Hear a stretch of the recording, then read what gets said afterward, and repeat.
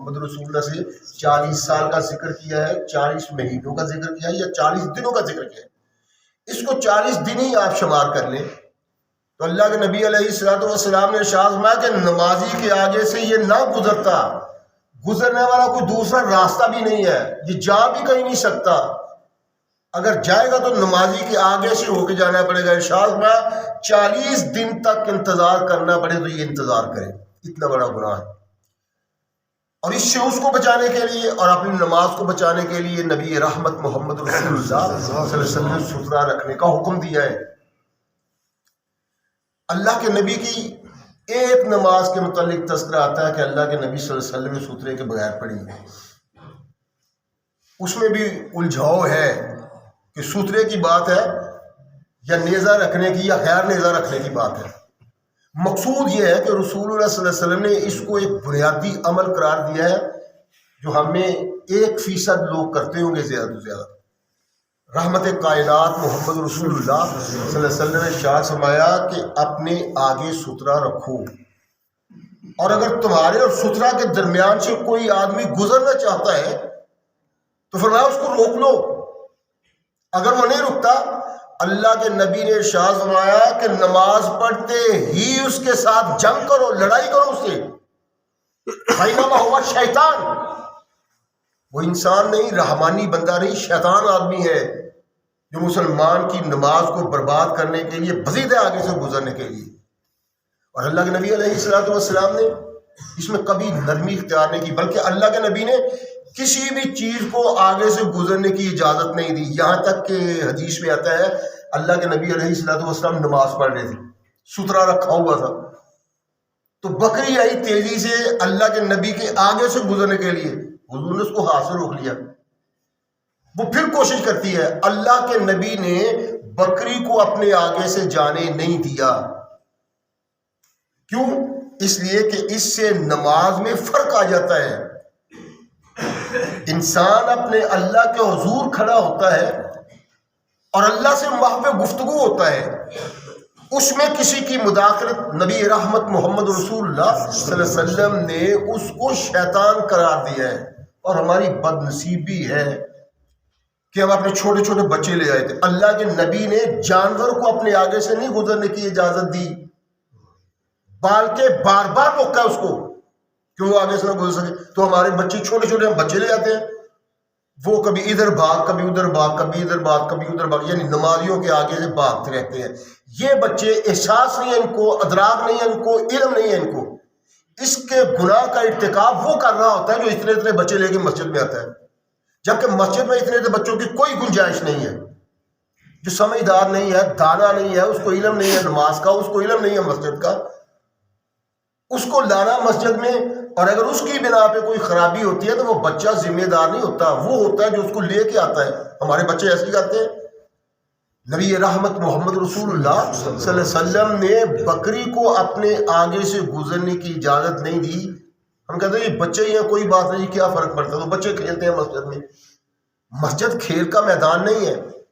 مسجد میں نماز پڑھنے کے باوجود ستھرا اپنے آگے رکھنا یہ نبی اقدس محمد رسول اللہ صلی اللہ علیہ وسلم کا حکم ہے اور عظیم سنت۔ بعض علماء فقہا نے کعبۃ اللہ میں ستھرا نہ رکھنے کی اجازت دی ہے، لیکن بہت سارے فقہا نے انکار کیا اس کا کہ آدمی کہیں بھی ہے اس کو ستھرا رکھنا چاہیے۔ رحمت کائنات محمد رسول اللہ صلی اللہ علیہ وسلم ایک دفعہ نماز پڑھ رہے تھے، صحابہ نے دیکھا کہ اللہ کے نبی مصروف ہیں، ہاتھ آگے لے لیتے ہیں، پیچھے لے آتے ہیں، آگے لے لیتے ہیں، پھر لے لیتے ہیں۔ نماز سے فارغ ہوئے صحابہ نے عرض کیا، اللہ کے نبی آج آپ نے وہ کام کیا جو آج سے پہلے کبھی نہیں کیا۔ ہم تو سمجھتے تھے شاید کوئی حادثہ ہو گیا، خدا نہ کرے۔ رحمت کائنات محمد رسول اللہ صلی اللہ علیہ وسلم نے جو ارشاد فرمایا، اس سے پتہ یہ چلتا ہے کہ اللہ کے نبی کے اس فیصلے کا مقصد یہ تھا کہ یہ حادثہ نہیں تھا اور حادثے کم بھی نہیں تھا۔ ارشاد فرمایا کہ میرے اور ستھرے کے درمیان شیطان گزر رہا تھا، میں نے اس کو روکا، وہ نہیں رکا، اور اللہ کے نبی نے ارشاد فرمایا میں نے ہاتھ سے اس کی گردن دبائی یہاں تک کہ اس کا لعاب میرے ہاتھوں پہ آ کے گرا۔ کہا اگر میرے بھائی کی یہ دعا مجھے یاد نہ آتی کہ یا اللہ مجھے ایسی حکومت دے جو میرے بعد کسی کو نہ دے، تو میں اس شیطان کو گرفت کرتا، اسے پکڑتا اور ستون کے ساتھ باندھ دیتا۔ صبح بچے اس کو بازار میں گھسیٹتے اور دنیا دیکھتی کہ شیطان یہ ہے۔ ارشاد فرمایا حد الامکان کوشش کیا کرو کہ آگے سے کوئی نہ گزرے، اور اس کو روکنے کے لیے سب سے بڑا بنیادی کردار ستھرا رکھنا ہے، جو ہم نہیں رکھتے۔ یہ کتنا ضروری ہے، اس کا احساس رحمت کائنات محمد رسول اللہ صلی اللہ علیہ وسلم کے اس عمل سے آپ کر سکتے ہیں کہ کونین کے آقا ثقلین کے تاجدار محمد رسول اللہ نماز پڑھ رہے ہیں تو کوئی چیز نہیں ملتی ستھرا رکھنے کے لیے۔ اللہ کے نبی علیہ الصلوۃ والسلام نے جب دیکھا کہ ستھرا رکھنے کے لیے کوئی چیز نہیں، تو اپنی دستار مبارک، اپنا امامہ مبارک اپنے سر سے اتارا اور سامنے بطور ستھرا رکھ لی۔ یعنی جس چیز کے متعلق ہم کہتے ہیں کہ وہ سر ننگا ہو گیا،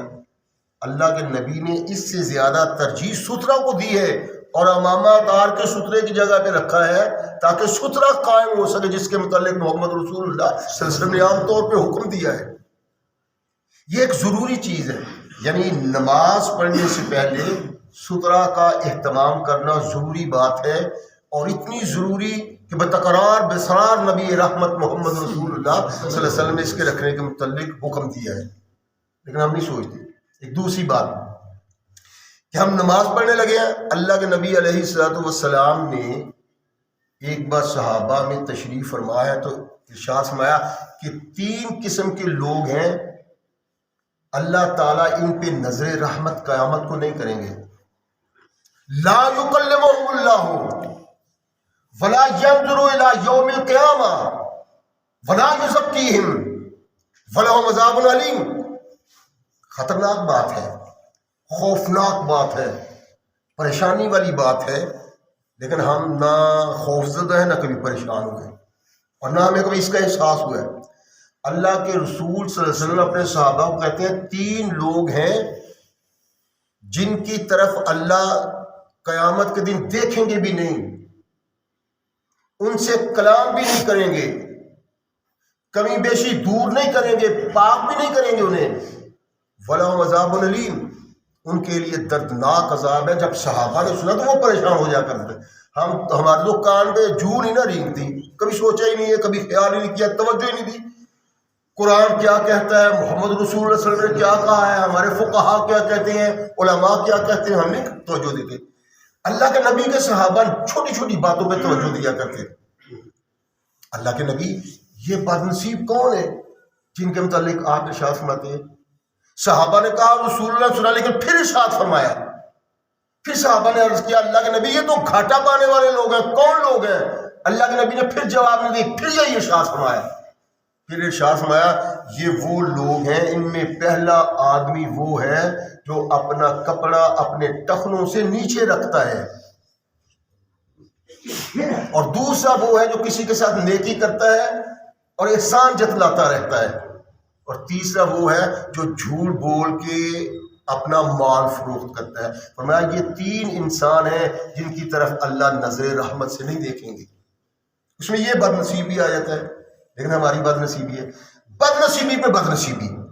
یعنی ہماری بیٹی، میری بیٹی، آپ کی بیٹی، میری بہن، آپ کی بہن بازار میں چلتی ہے تو آدھی آدھی پنڈری تک اس کا کپڑا ہوتا ہے، یعنی بڑے بڑے فن خان، بڑے بڑے نیک متقی پرہیزگار، ان کی بچیوں کو دیکھیں اللہ ماشاء اللہ، ان کے آدھی آدھی پنڈلی تک کپڑے ہوتے ہیں، جن کے متعلق محمد رسول اللہ صلی اللہ علیہ وسلم نے ارشاد فرمایا ہے کہ تیرا کپڑا تیرے ٹخنوں سے نیچے تیرے پاؤں کے اوپر ہونا چاہیے۔ وہ ہماری غیرت بیدار نہیں ہوتی، اس کی ہمیں کبھی سوچ نہیں آئی، کبھی نہیں دل میں آیا کہ یہ کیا ہے، یہ قیامت ہے، یہ قیامت کے علامتوں میں سے ہے، کبھی ہم نے نہیں سوچا۔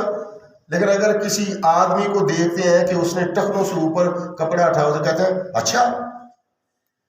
پانی سے گزرنا ہے، نہر سے گزرنا ہے، کعبہ کس منہ سے جاؤ گے غالب، شرم تم کو مگر نہیں آتی۔ اللہ کے نبی کی سنت